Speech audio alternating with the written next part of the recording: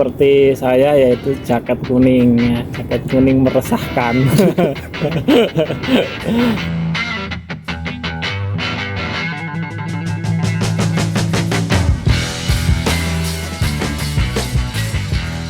Halo, assalamualaikum warahmatullahi wabarakatuh. Kawan-kawan semua yang sedang melihat channel saya. Kita ada di balkon, guys. Ada di balkon. Ini kan bagus. Nah, jadi ujian. Alhamdulillah. Ya. Suaranya terganggu dengan suara bising ujian. Ini kita bersama dengan seorang yang sangat istimewa dan sangat penting di Korea, Komandan Lancer Satkorcap Istimewa Satuan Koordinasi Cabang Istimewa Korea Selatan. Coba kita akan bertanya kepada beliau. Assalamualaikum Pak Komandan, namanya perkenalkan diri. Waalaikumsalam. Nyantai mawon. Iya. Nyantai. Ya, kenalkan. Ahmad Sukeni namanya. Komandan Sukeni. Saya lagi diamanahi untuk jadi Kasat Korcap dan juga menjadi Ketua GP Ansor. Merangkap ya. Sementara kerja dirangkap hampir 2 tahun. Jadi ini pengen tahu dulu proses tahapan G2G-nya jenengan itu dimulai dari tahun berapa? Wah, Masih ingat nggak? ya ingat-ingat lah. Kalau Pak ingat kalau prosesnya gimana, tapi yang jelas Mulai belajar tahun berapa? Saya 2016 akhir, sekitar ya mungkin agak singkat sih, 3 bulan. Habis itu bulan 4 2017 itu ada ujian. Langsung lulus? Ya alhamdulillah. Wish. Karena usia juga sudah cukup matang. Jadi berapa waktu itu? Waktu itu saya 37. Masih makan 39 ya? 39. Jadi Ya, kalau waktu masih itu bisa. nggak lulus ya Udah nggak ada kesempatan lah ya, kesempatannya cuma sekali lagi lah. Tahun 2018 kan nggak ada. Ya lah itu. Tapi Jadi- alhamdulillah sekali juga bisa lulus. Dan terbang ke Korea ini tahun 2018 bulan 2018. Ya, Oh, bulan 7. 37. Jadi mulai dari 38. proses awal itu Berarti pas setahun. terbang tahun umur berapa sampean? Terbang itu umur 9, 38. Kalau hitungan 38. orang sini itu udah 39, makanya kita nggak bisa patokan umur iya. dari Indonesia. Hmm. Kalau di Indonesia saya 37, orang Korea ngitungnya udah 38. Berarti udah mepet banget itu ya. Mepet, makanya itu Soalnya kan nggak lulus 39 sekali, udah itu udah mentok lah ya, persyaratan mentok ke Korea. Tahun 2017 berangkat, 2018. 2018 berangkat. Itu PBT terakhir. Setelah itu PBT. nggak ada lagi PBT. PBT itu ujian yang tulis. Yang tulis. Kalau sekarang kan CBT semua, Kayak komputer basic ya. test. Iya iya, itu jenengan berarti lewat LPK ya? Iya. Lewat LPK, bukan lewat mandiri ya? Bukan. Bukan. Saya lihat Ngomong-ngomong mereka berapa itu? Kena berapa biayanya? Ada 50 enggak? Enggak. Enggak ada. sebetulnya kalau rata-rata LBK itu standarnya 40 ke bawah. ya antara 26 Ah. 26 lah, kalau saya hitung-hitung 26. Oh, murah berarti ya. Habisnya itu kalau 30 itu yang 4 juta itu ya wirawiri kesana ke sini, apa melengkapi persyaratan-persyaratan. Ya wirawiri ke Jakarta ke apa itu Ada biasa skill aja. test enggak? Waktu itu masih ada. Ada. Masih ada. Kalau Komplit. sekarang kan katanya kan udah enggak ada skill test. Ada. Ya. Ada cuman nggak wajib, Iya. cuman 1 jenis apa 2 jenis. Kalau itu Cuma, kan cuma sebentar top lah ya. 2017 itu wajib itu. Wajib ada beberapa skill test. Hmm. Terus pertanyaan lagi, pas interview ada nggak? Ada. Ada interview. Nah, pas di Korea dapat pabrik di mana? Yang pertama itu di Pyeongtaek, Pyeongtaek. daerah Chongbuk, Chongbuk, Chongbuk. apa ya, kayak kecamatan gitu, kecamatan agak di kampung lah. Itu Itu pabrik apa itu? Bikin pabrik apa? karoseri. Karoseri. Saya waktu itu buat ini, mobilnya Kupang Tek B yang banyak itu. Cupang itu ya? Ya, Kupang Tek B itu selama Perakitan berarti? Iya. Merakit. karoseri itu perakitan Mobil bak itu ya? boxnya, Ya, khususnya boxnya sampai berarti selesai. Kita ngambil dari pabrik itu, ngambil mobilnya. mobilnya udah jadi dari pabrik lain, terus di pabriknya dengan bikin boxnya gitu. Boxnya, ya. Perakitan mobil tetap di pabriknya Kia. Waktu itu kita ngambilnya Kia, pabrik saya itu ngambilnya di pabrik mobil Kia kerjasamanya. Terus kita bongkar, baknya itu kita ganti dengan box. Iya. Box yang seperti yang kita tahu di jalan-jalan itulah, yang kecil-kecil itu, yang bungu, kayak bungu itu kan. Karena ada Kia itu. Iyalah Pabrik itulah. yang saya buat itu. Terus berapa tahun di situ? Sekitar 2 tahun 4 bulan. 2 tahun 4 bulan. Berarti bisa 2 tahun 4 bulan itu pindah ya? Iya. Pindah kemana lagi itu? Masih daerah Pyeongtaek? Di daerah Pyeongtaek tapi perbatasan Hwasong. Pabrik Di apa? daerah Sotan ya. Pabrik apa itu? Pabrik MCT. MCT. MCT. Bikin apa itu? Kalau Nih. bikinnya kurang tahu. Jadi kita itu ini buat apa nggak tahu, tapi yang penting ya itu cara kerjanya gimana, diajari cara kerjanya, ini ukuran-ukurannya segala macam. Tapi itu order deal buat apa kita nggak tahu, soalnya besar. Terus kita kirimnya ke Jepang waktu itu. Dan kebetulan Ekspor berarti ya? Iya. Kebetulan tahun kemarin itu habis kontrak dan nggak ada perpanjangan untuk apa yang dibuat itu, barang yang dibuat itu. Jadi sekarang ya ada yang lain lah, kerjaan-kerjaan yang lain tetap di situ, cuman kita ngerjain barang-barang yang lain seperti pembuatan. Kalau sekarang ikut membantu pembuatan order deal-nya apa ya, mesin apa namanya, implan gigi. Sekarang Sampai sekarang ya, masih dikerja di situ ya? Sudah 2 tahun Nah ini lebih ya. Kita pengen tahu nih, ada kisah yang sangat apa ya, sangat menakjubkan ini tentang apa? Ya. Tentang apa? Tentang beliau pernah punya mobil dan terjadi sesuatu aksiden. Nah ini yang cerita yang menurut saya ini perlu di-share nih. Itu gimana kok bisa punya mobil terus terjadi? Bukan mobil pribadi sebetulnya. Itu mobil masjid Pyeongtaek. Kebetulan waktu itu yang sopir yang lama itu Kang Yanto dari Pati itu pulang, kemudian diserahkan sama saya, semua balik nama atas nama saya. Tapi sayangnya nggak punya SIM, saya itu nggak punya SIM. Kok SIM bisa Korea. berani? Ya, nekat ya? Nekat. Karena demi masjid kan. Demi masjid.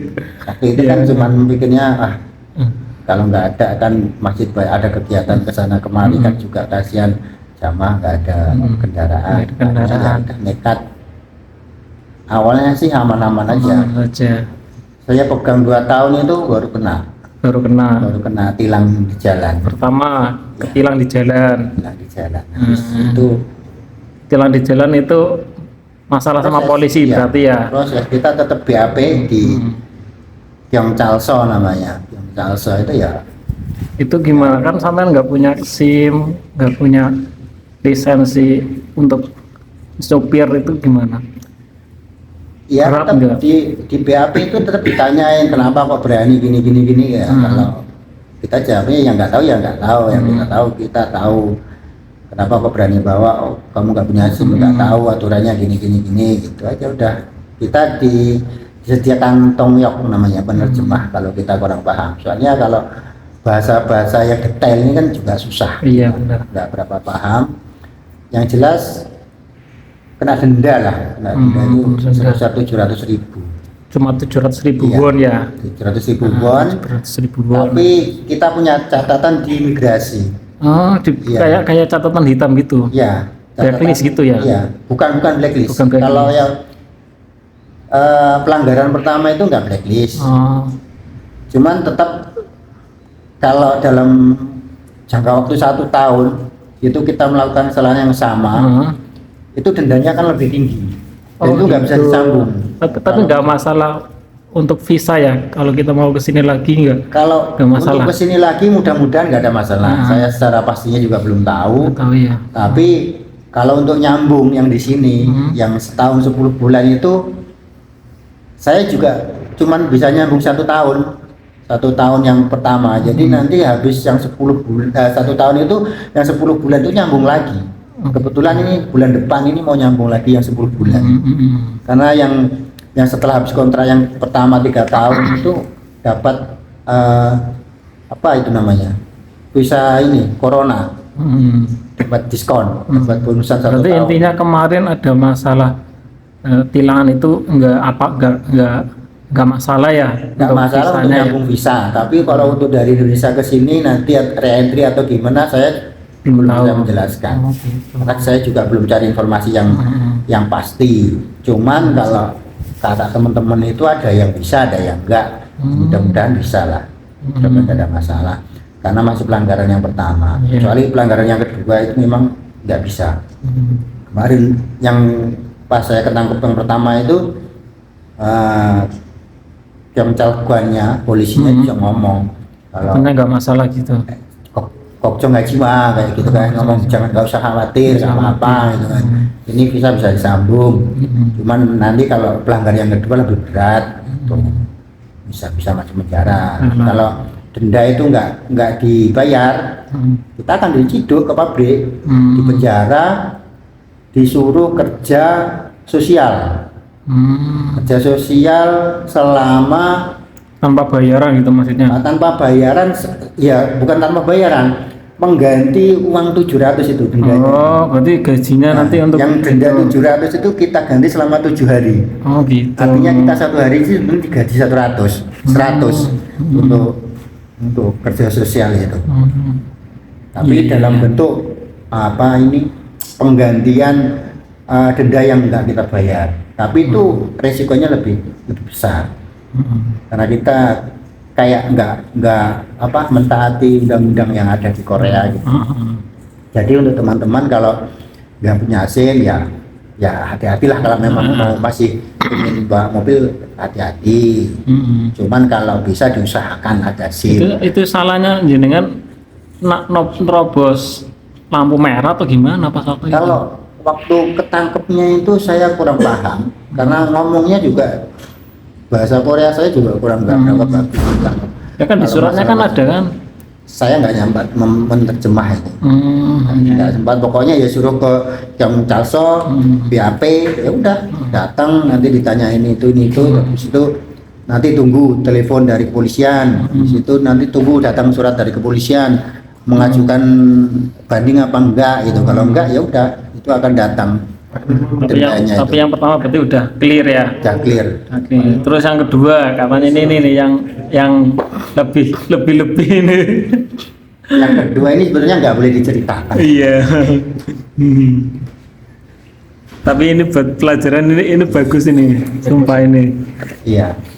Jadi kalau kita sekali kena, misalnya kita sekali kena hilang, biasanya ya, data mobil kita itu udah ada di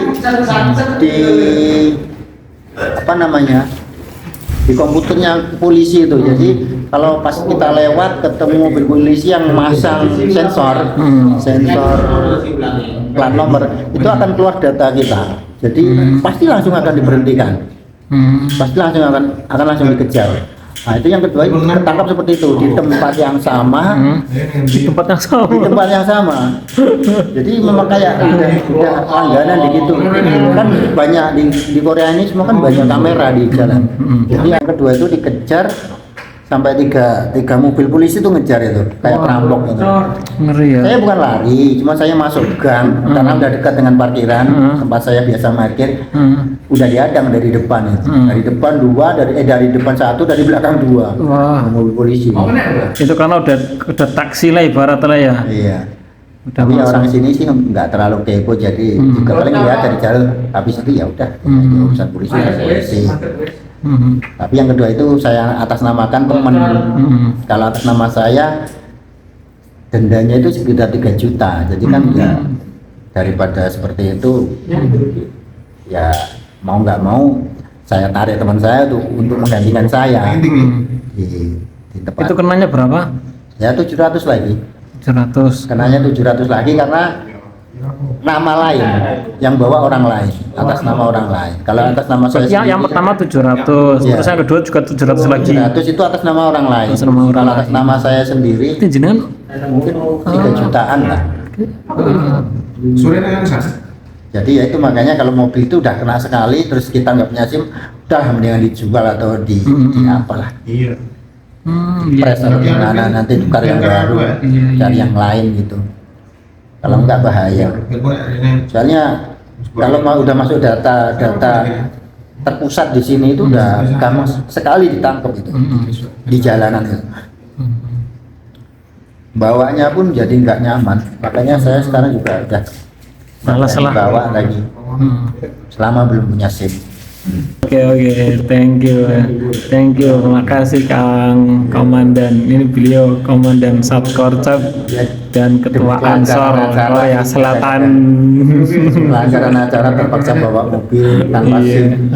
Kalau di rumah mungkin masih bisa lah nyogok sana nyogok sini. Nyogok sana. Bisa. Kalau di sini udah nggak bisa ya. Di sini ya nggak bisa, nggak bisa main-main di Korea. Jadi di sini yang Makanya punya walaupun bukan negara-negara mobil kayak harus penganut-penganut hati-hati. Islam, walaupun negara ateis, tapi kalau dengan hukum mereka taat.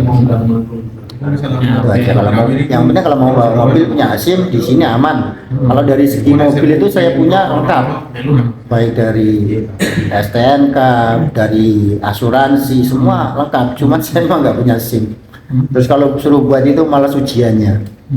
Ujiannya ribet kalau bagi saya. Kalau bagi anak muda mungkin enggak lah. Bagi usia saya ini kalau bisa harus ada ujian, Parsim gitu harus kan. ada ujian, nggak bisa nembak gitu sih ya. bisa nembak sih. Iya. Kayak di Indonesia masih Oke, bisa. itu aja. Terima kasih Kang Komandan. Semoga bisa memberikan pencerahan pada teman-teman kita calon pekerja migran Indonesia dan para pekerja Indonesia yang ingin memiliki mobil di Korea. Terima kasih semuanya. Assalamualaikum warahmatullahi wabarakatuh.